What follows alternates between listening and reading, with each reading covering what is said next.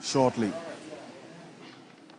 We would cross over now to Parliament to hear the Speaker introduce the Finance Minister. African Union Import Levy for the year 2023 fiscal year.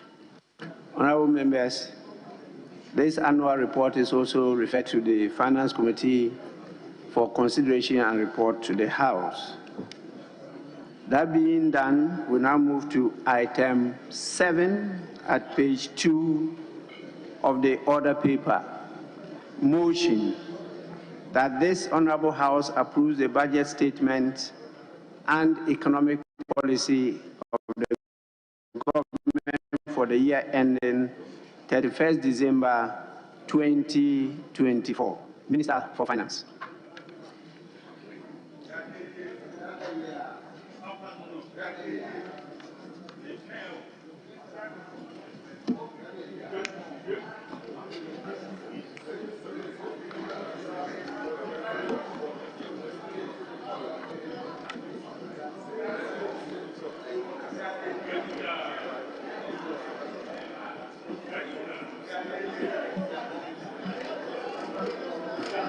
Right, Honourable Speaker, Honourable Members of Parliament, on the authority of His Excellency, the President Nana Addo Dankwa Akufo-Addo, and pursuant to Article 179 of the 1992 Constitution of the Republic of Ghana and Section 21(3) of the PFM Act 2016 of Act 921, I respectfully, Mr. Speaker, present to you the budget statement and economic policy of government for 2024 financial year. Mr. Speaker, I beg to move that this august House approves the financial policy of the government of Ghana for the year ending 31st December 2024. Respectively, I also submit to this Honourable House the following statutory reports: the 2023 annual report on the petroleum funds in line with Section 48 of the Petroleum Revenue Management Act 2011, Act 815 as amended, and the 2023 report on the utilization of the African Union levies pursuant to Section 7 of the African Union Import Levies Act 2017, Act 952. Mr. Speaker, this budget is an abridged version of the 2024 budget statement and economic policy of government. We have also developed a more detailed update on sectorial performance in a volume 2 document. I request the Hansard Department to kindly capture this document as the budget statement and economic policy of government for the financial year 2024. Mr. Speaker, I stand here today to present the 2024 budget, which seeks to advance us on the path towards fiscal consolidation, macro stability and growth that began a year ago. Mr. Speaker, I first want to take the opportunity to express immense appreciation to His Excellency the President for the privilege to present the national budget on his behalf over the past 7 years.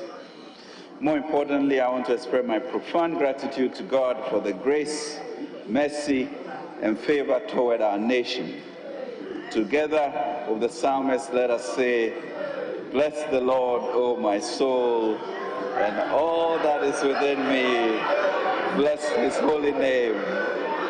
Bless the Lord, O my soul, and forget not all His benefits." Psalm 103, 1-2, Mr. Speaker. Mr. Speaker, I also wish to express my deep appreciation to you, Right Honourable Speaker, and the honourable members for their support over the years. We have not only agreed, but we also eventually find common ground in the interest of the Republic, and as we share in this collaboration, which will continue.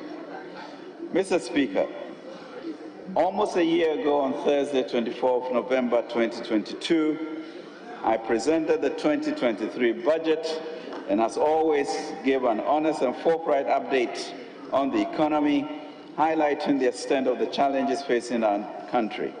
Indeed, A month before, His Excellency the President also pointed out that never have so many malevolent forces come together in a perfect storm to impact our lives so dramatically. Key macro indicators then were uninspiring. Against that backdrop, I then presented government's plan of recovery, focusing on restoring macroeconomic stability, coordinating an equitable debt operation program, ensuring that the vulnerable are well protected, negotiating a strong IMF program, a strong private sector growth agenda, and attracting significant green investments to promote growth.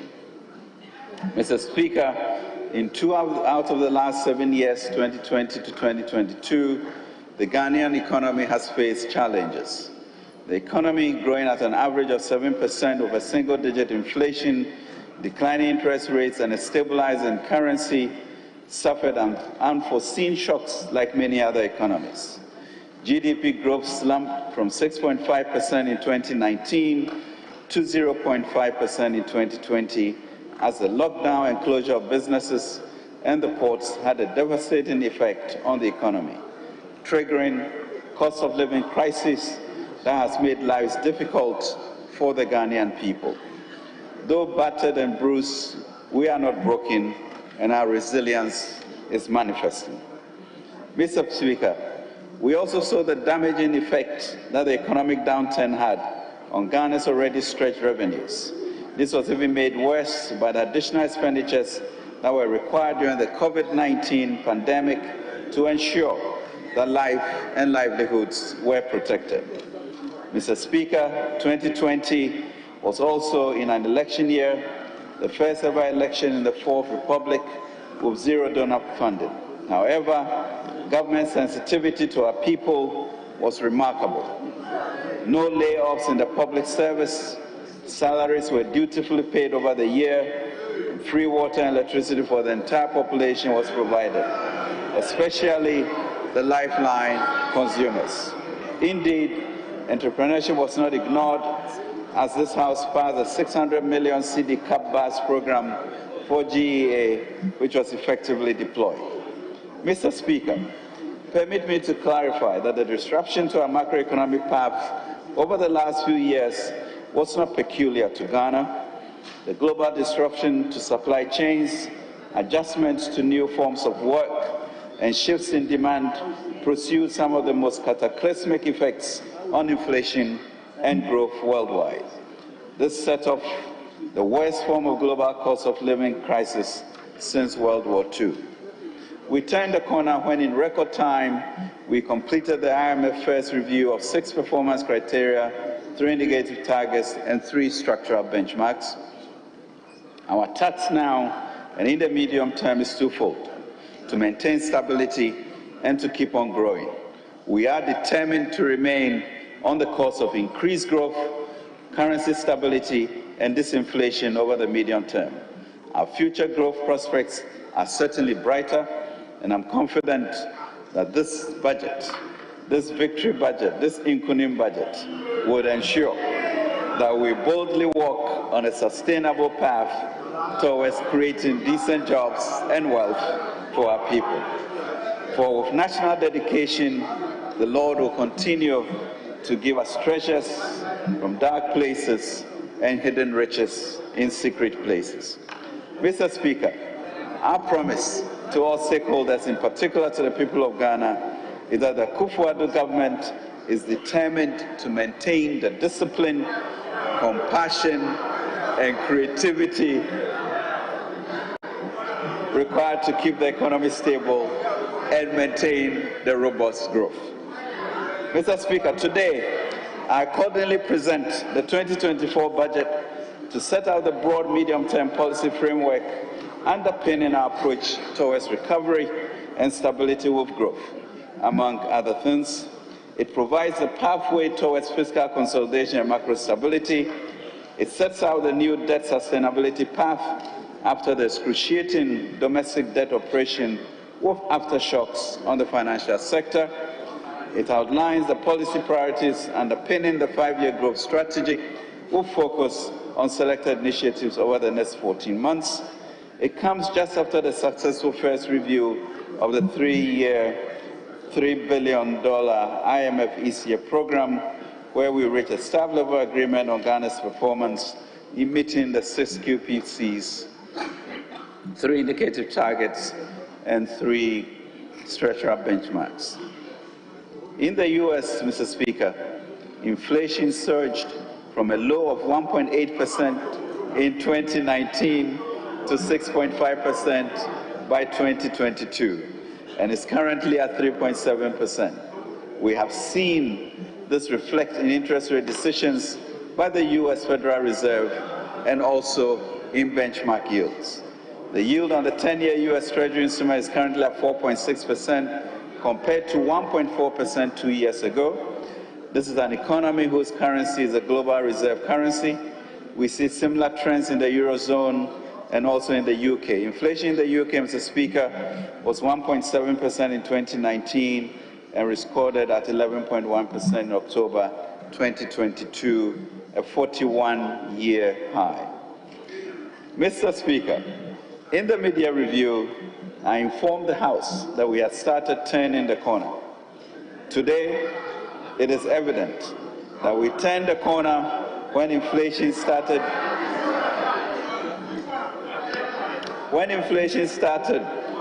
declining from 54.1% in December 2022 to 35.2% in October 2023. We turned the corner, Mr. Speaker, when despite a 1.5% projected growth, the economy galloped at a remarkable pace and clocked an average of 3.2% growth in the first 2 quarters of this year.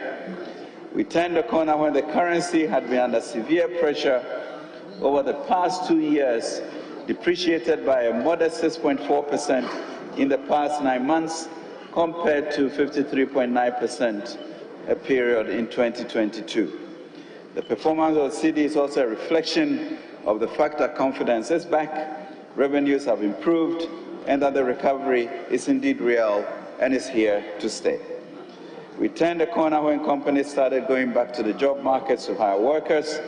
We turned the corner when international credit rating agencies, which have not been favorable to Ghana in recent years, started being positive about the economy.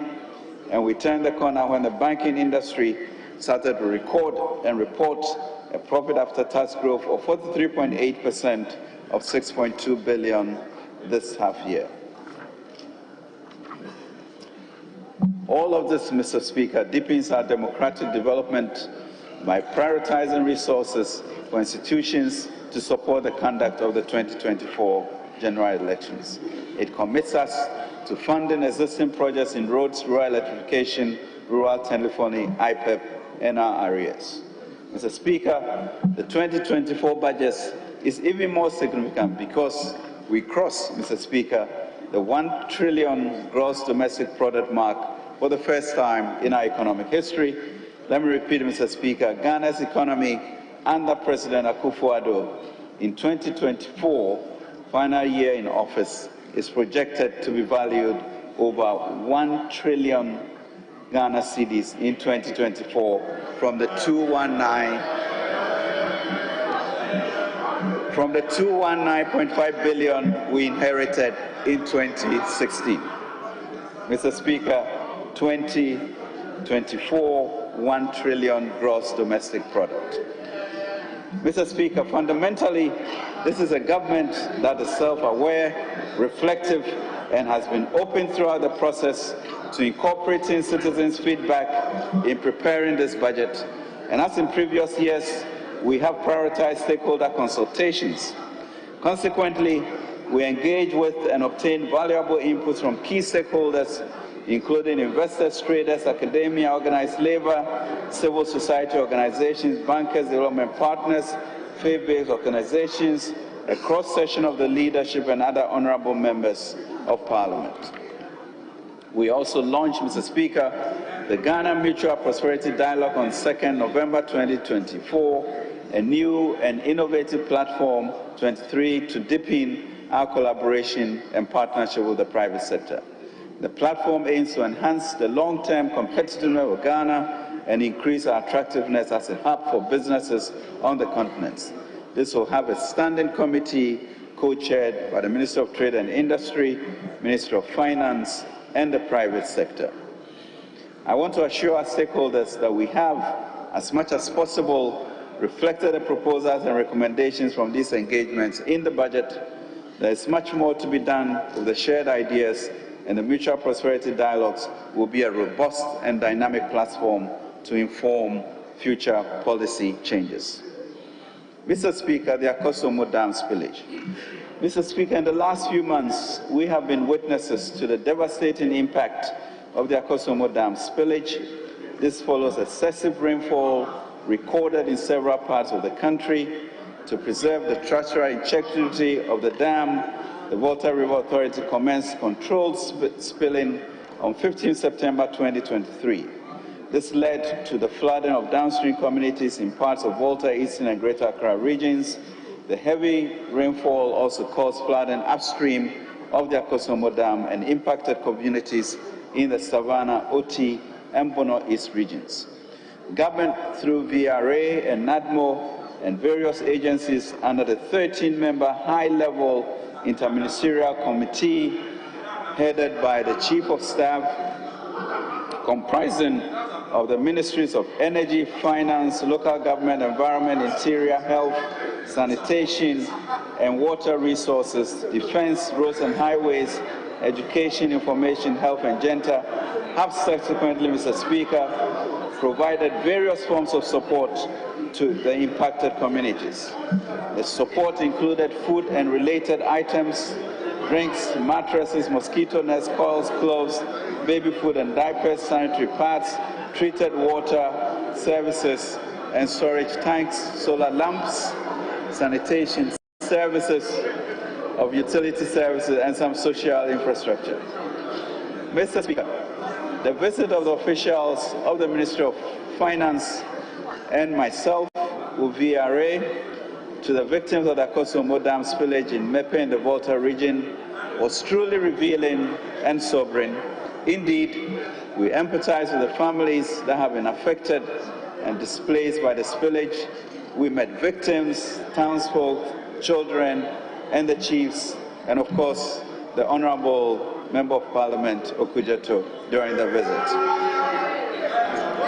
Mr. Speaker, government has budgeted an amount of $220 million to support the relief phase for the communities affected by the Akosombo spillage, as well as floods upstream in the Oti, Savannah, and Bono East regions.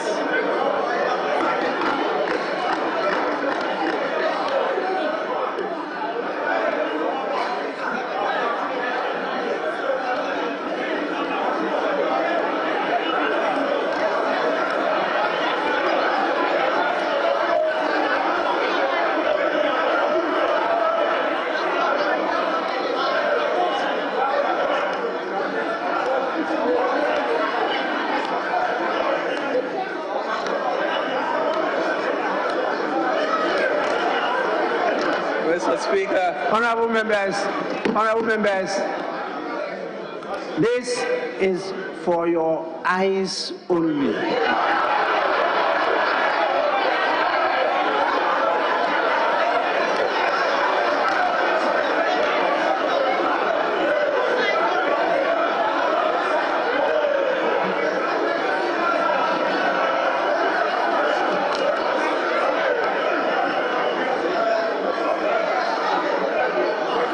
Honorable members, Mr. Speaker, please,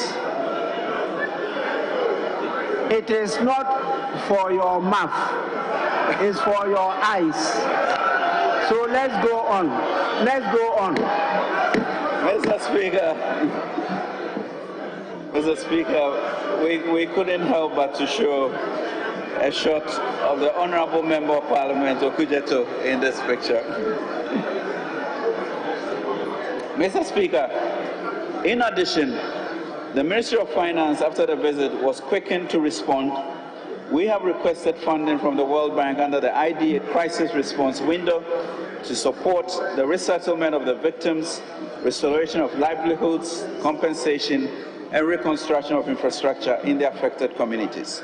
Mr. Speaker, we recognize the place of climate policy and financing to help address the long-term effects of climate change on victims of drought, flooding, and other adverse weather events. Accordingly, the Ministry has applied to the Global Shield Against Climate Risk Fund, an initiative launched by President Nana Akufo Addo and Chancellor Scholz during the COP27 in Sharm el-Sheikh, to assess additional financial resources to support communities upstream and downstream of the Akosombo Dam.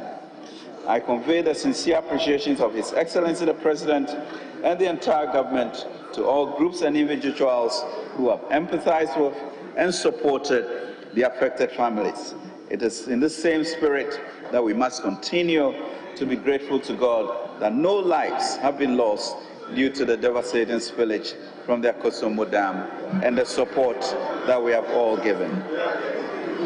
Mr. Speaker, we have worked hard and invested significant resources, and being sure of this knowledge, I can confidently assert that over the past 7 years, every sector has been positively impacted. Every household has been positively impacted by our social intervention programs. And every region has been positively impacted. Indeed, President Akufo Addo has deepened decentralization development by investing $442 million to create and resource 6 new administrative regions, the most in our history since independence. Consistent with our policy on what we call preferential options for the poor, i.e. leaving no one behind, we have been historic in enhancing social mobility and protected the vulnerable in our society. In this regard, we have since 2017 improved access to quality senior high school education for about 5.7 million Ghanaians by investing 8 billion cedis in the future of our next generation. We have increased enrollment and learning outcomes of 3.8 million pupils by investing over 3.6 billion in the school feeding program. We have reformed the NHIS to improve and expand health service delivery to 16 million Ghanaians out of the targeted 20 million Ghanaians. We have supported foundational education of over 6 million pupils by investing 248.5 million as capitation grants. Mr. Speaker, we also have more women in schools than men. We have improved the quality of life of about 350,000 Ghanaian households under the LEAD program by investing 1.2 billion Ghana cedis. Mr. Speaker, it has been 7 years of grace and positive impact. We are determined to do more to boost the capacity of the private sector, to expand productivity and create jobs. In the past 7 years, Mr. Speaker, we've invested over 32.7 billion to keep the lights on and support the growth of businesses. We have invested 25 billion to facilitate the repositioning of the financial sector and enhance its ability to assist business operations. To date, the Development Bank Ghana has facilitated 1 billion cedis in competitive financing for the private sector, and GERSEL continues to mitigate risk in the agriculture sector. Supporting 100,000 young graduates to secure workplace experience and employment by investing 2.4 billion in NATCO, invested 7 billion to build road and transport infrastructure and improve connectivity and productivity, invested 541 million in 169Y IDF, 1D1F enterprises to scale up value addition and provided 140,000 additional jobs. And we have created, Mr. Speaker, over 2.3 million jobs in the private sector and public sector, approximately 900,000 in the private sector and 1.4 million in the public sector. Mr. Speaker, capital spending is equally important to the future of our country. Consequently, we mobilized and deployed resources expanded the railway network, including connecting Tema to Mpakadan to promote trade on the Eastern Corridor, construction of 12 fish landing sites and 2 fishing harbors at the cost of $19.5 billion to promote the fishery-based livelihood of our coastal folks, improved community infrastructure by investing $2.2 billion into over 2,000 projects under the IPEP initiative, promoting inner city development by spending $190 million under the Zongo Development Fund, expanded and improved the road network by investing about $16 billion, Mr. Speaker, recording the most kilometers of roads and interchanges done in the nation's history. Mr. Speaker, we also invested $1.7 billion in the National Identification Scheme to ensure that 17.5 million eligible Ghanaians acquire security-sensitive ID cards.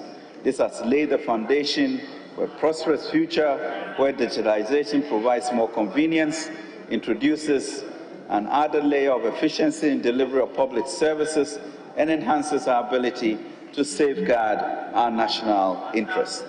Mr. Speaker, I want to stress at this juncture that Ghana has paid its dues, Ghana has turned the corner, and we are getting back on track.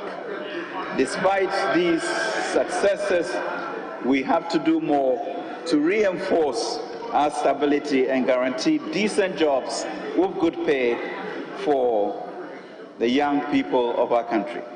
As such, through the 2024 budget, we'll deliver even more investment across the rail sector to place our economy on a firm growth trajectory that will create more jobs, safeguard our climate prospects, and deeply entrench Ghana as the seed country of Africa's development renaissance.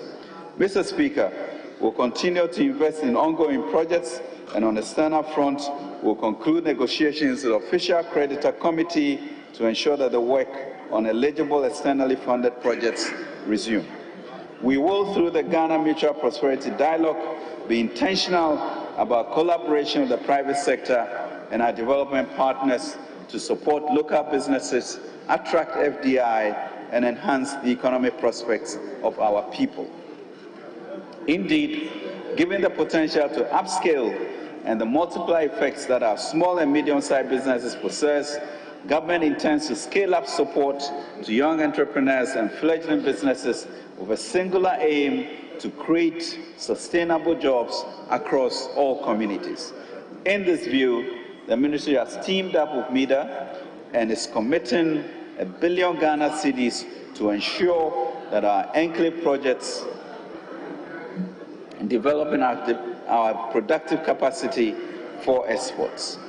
Mr. Speaker, we are also positioning a generation of Ghanaians to secure our leadership in the global arena. Today, our country hosts the headquarters of the AFCFTA. We also have a privileged position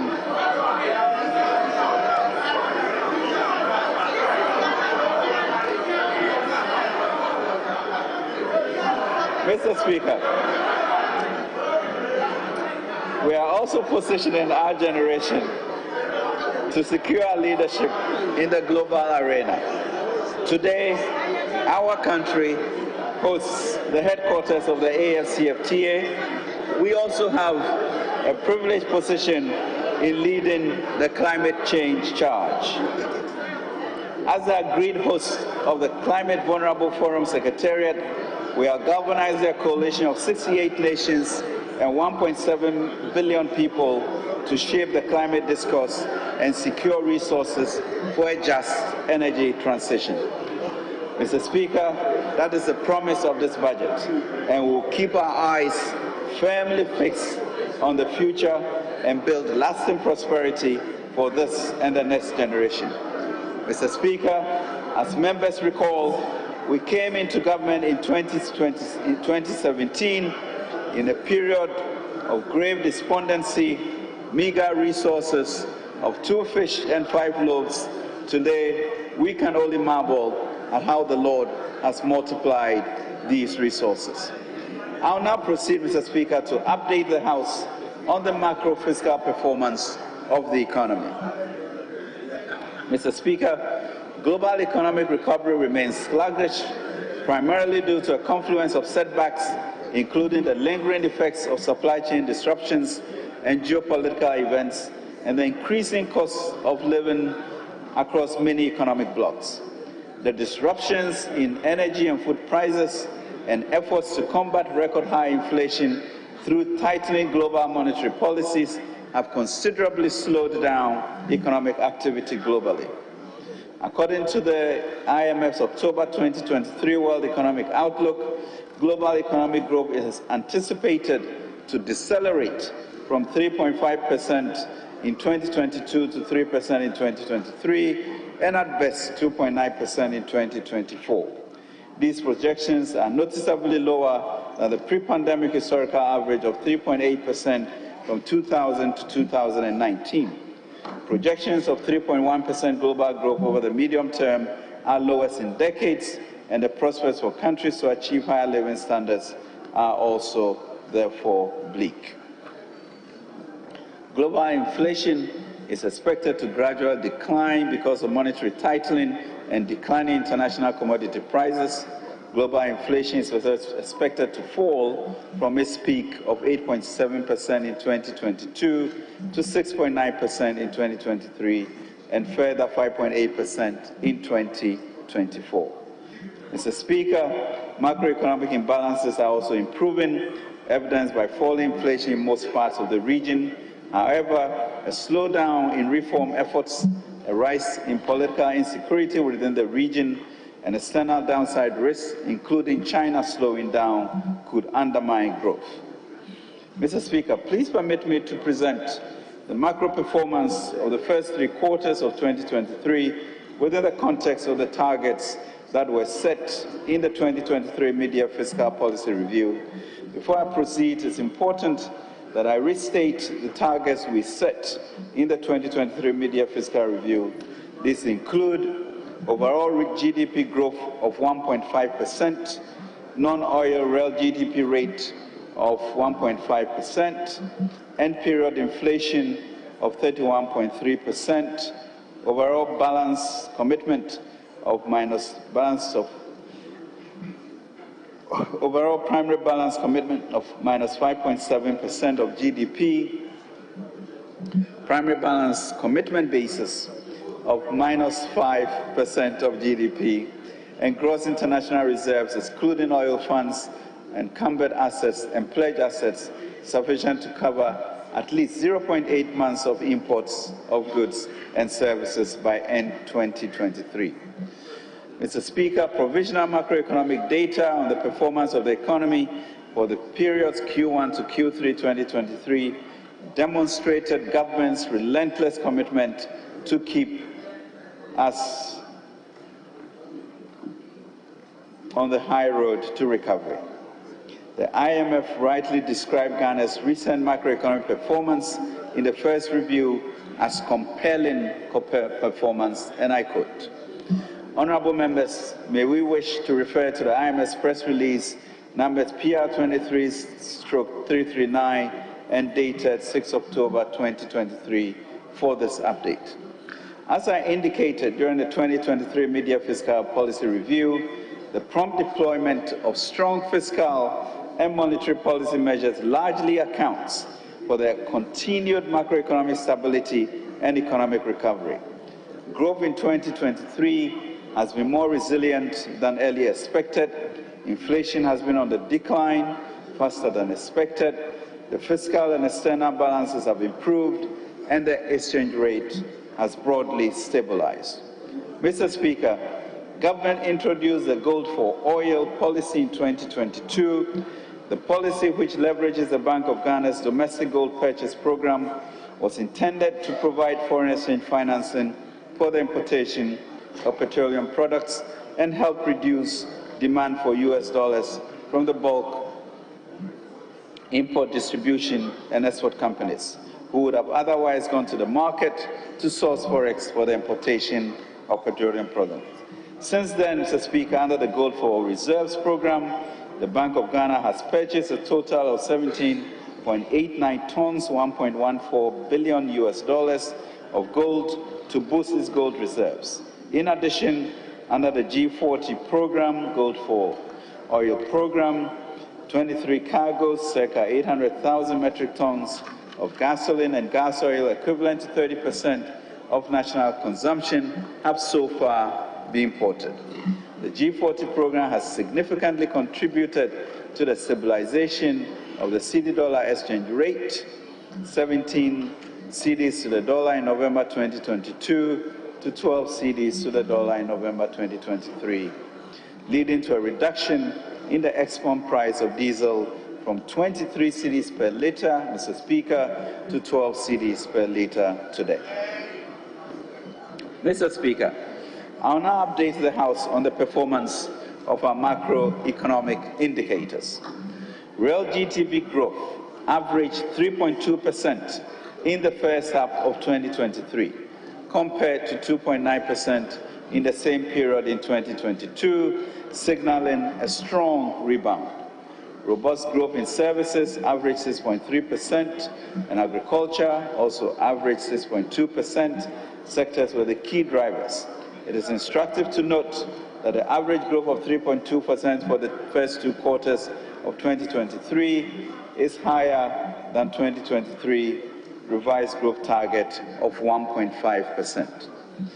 Price developments indicate that inflation is on a declining path in response to ongoing fiscal consolidation, appropriate tightening of monetary policy, and relative stability in the exchange rate. Headline inflation declined by over 16 percentage points from 34.1% in December 2022 to 38.1% in September 2023 and 35.2% as of October 2023. The cedi has stabilized against the US dollar since early 2023. Over a year to date, Mr. Speaker, a year-to-date cumulative depreciation of 25% compared to 54% in 2022.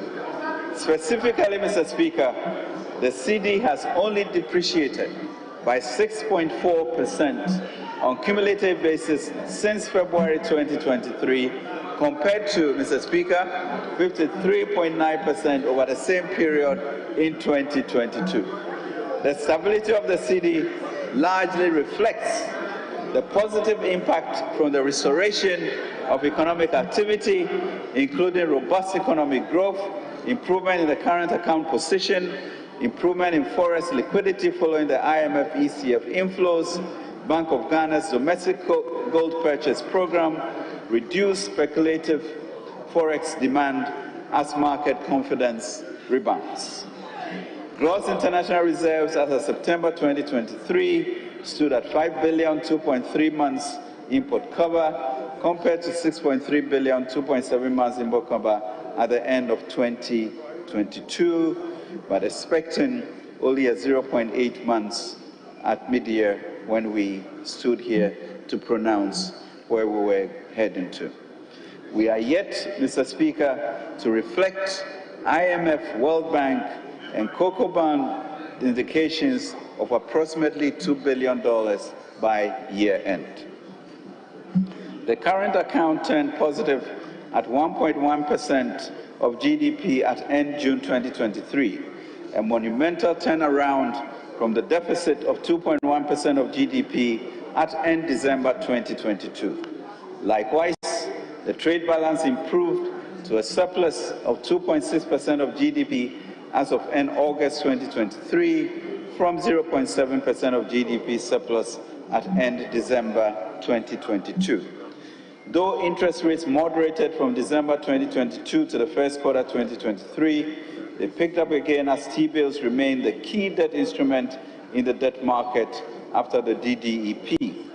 For instance, the 91-day Treasury declined from 35.5% in December 2022 to 18.5% in March 2023, but increased to 29.8% as of Monday, 13th November 2023.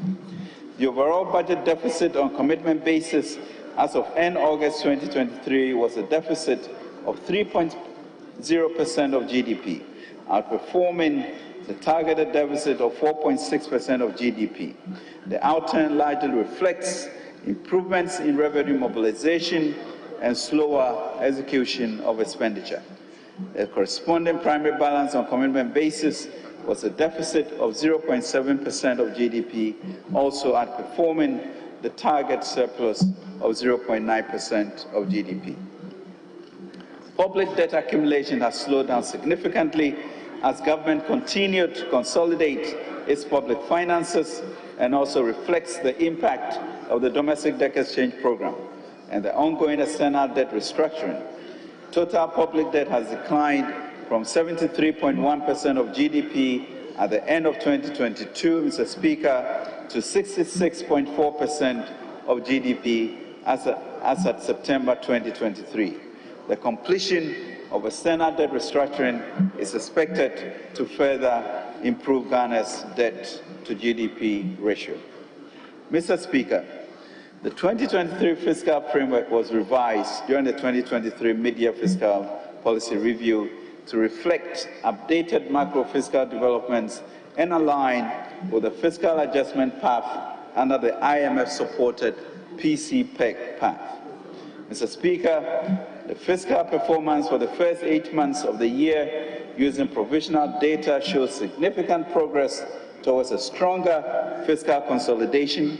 More specifically, Mr. Speaker, total revenue and grants was 71.9 billion, 9.3% of GDP, 2.8% lower than the program target of 82.2 billion, 9.6% of GDP.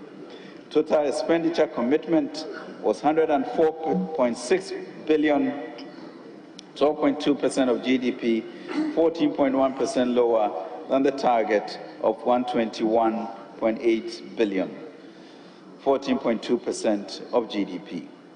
Primary expenditure commitment was 84.7 billion, 9.9% of GDP, 6.0% lower than the target of 90.1 billion, 10.5% of GDP.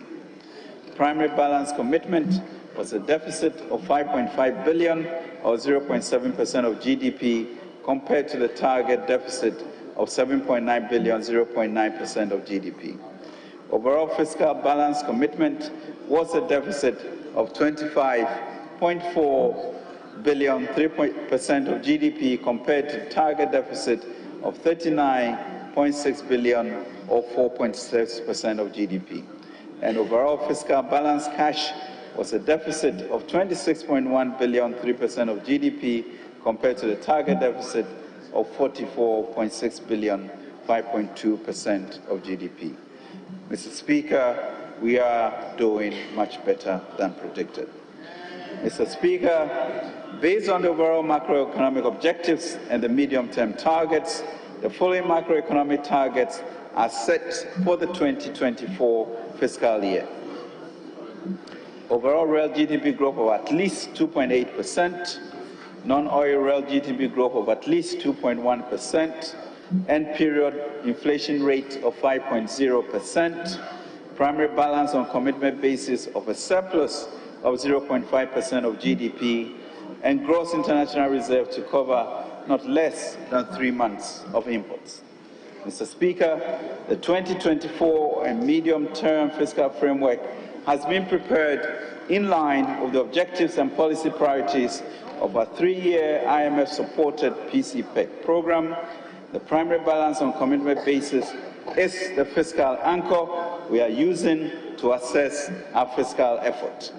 Over the medium term, we plan to improve the primary balance commitment from a deficit of 4.3% of GDP in 2022 to deficit of 0.5% of GDP in 2023, a huge 3.9% adjustment. The primary balance is expected to improve further to a surplus at 0.5% of GDP in 2024 and 1.5% of GDP from 2025 onwards. Mr. Speaker, total revenue and grants is projected at 176.4 billion Ghana cedis, 16.8% of GDP, as we move towards our 18% target. And this is underpinned by permanent revenue measures, largely tax revenue measures amounting to 0.9% of GDP. Mr. Speaker, total expenditure is projected at 226.7 billion, 21.6% of GDP. This projection reflects a reduction of 6.1 percentage points of GDP in total expenditure commitment basis compared to the outturn in 2022. This large decrease comes from the combination of fiscal consolidation efforts of 4.9 percentage points of GDP, reflecting an adjustment in revenue by 1.1 percentage point and primary expenditure by 3.9 percentage points of GDP. The potential interest rate savings from the ongoing external debt operation will further bolster public finance sustainability. Mr. Speaker, based on the estimates for total revenue and grants and total expenditure, including arrears clearance, the overall budget balance to be financed in a fiscal deficit of 61.9 billion, equivalent to 5.9% of GDP. The corresponding primary balance is a deficit of 5.9 billion, equivalent to 0.6% of GDP. Mr. Speaker, the Ministry of Finance, acting through the Ghana Revenue Authority, as per Section 4 of the Ghana Revenue Authority Act 2009, introduced the Property Rate Reform Project. The objective was to develop a unified common platform capable of billing, collecting, and reporting property rates nationwide.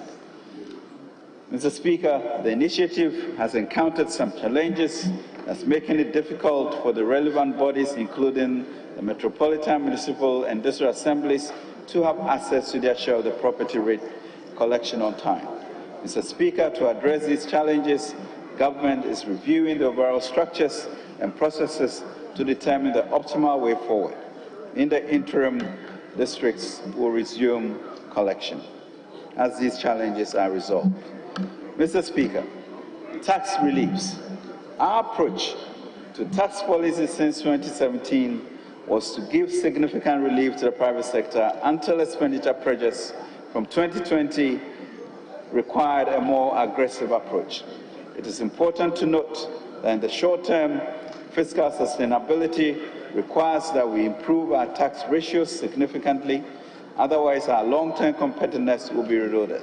As we all know, our country's 13% tax to GDP ratio is far below our peers. Our target is 18 to 20%, and we are on course for 16%, hoping to be achieved this year. In that regard, it is difficult to implement all the structural reforms and tax reliefs needed to immediately lower and/or eliminate certain tax handles. However, I assure this august House that we have heard. We believe in lower taxes as a government for industry, and we are working at this aggressively with the GRA and to be cemented with the Standing Committee of the Mutual Prosperity Dialogue. Mr. Speaker, further to the above, the following reliefs have been prioritized for implementation. To extend, Mr. Speaker, the zero rate of VAT on locally manufactured African prints for 2 more years. Mr. Speaker, to waive import duties on import of electric vehicles for public transportation for a period of 8 years.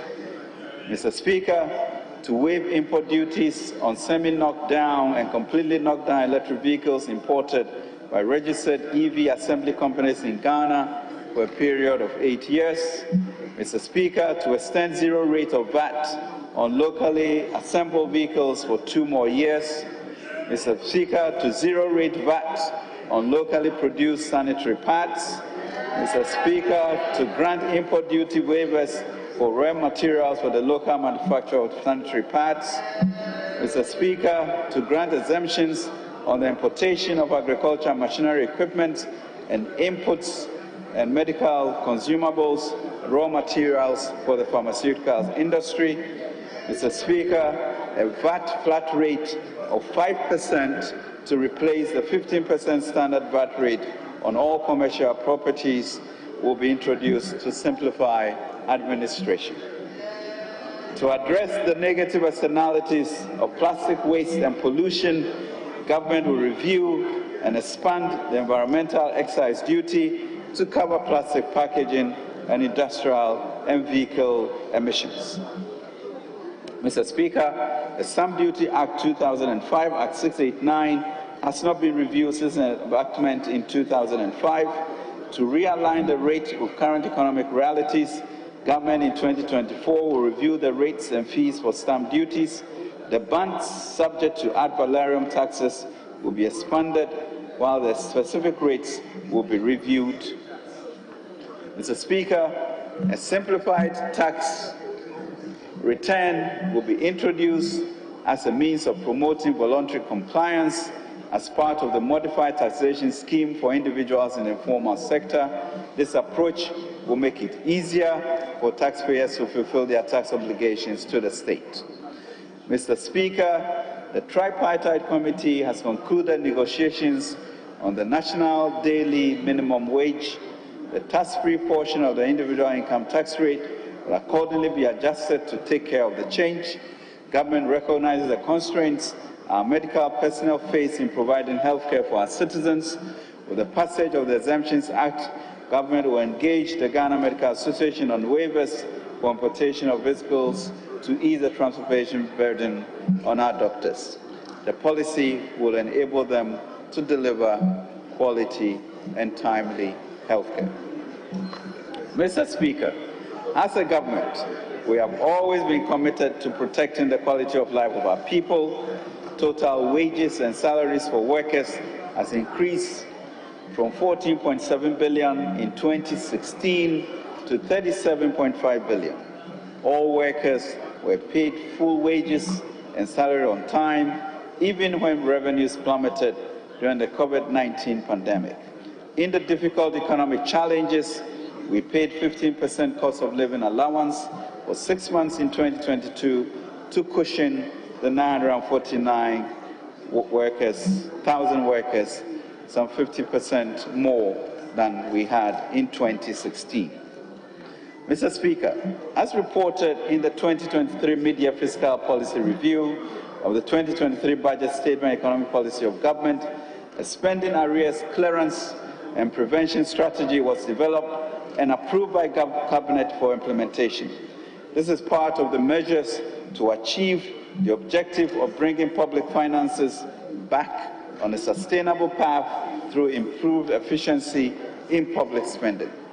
To clear the system stock of arrears, the Ghana Audit Service has begun the verification and validation of the arrears identified as at end December 2022 before payments are made. Mr. Speaker, to prevent the accumulation of new arrears, government has put in place the following measures to enhance commitment controls and prevent the accumulation of arrears. Alignment of the quarterly budget allotment of cash flows forecast and tighten the use of allotments as a control on the gift miss rather than a budget starting with the 2024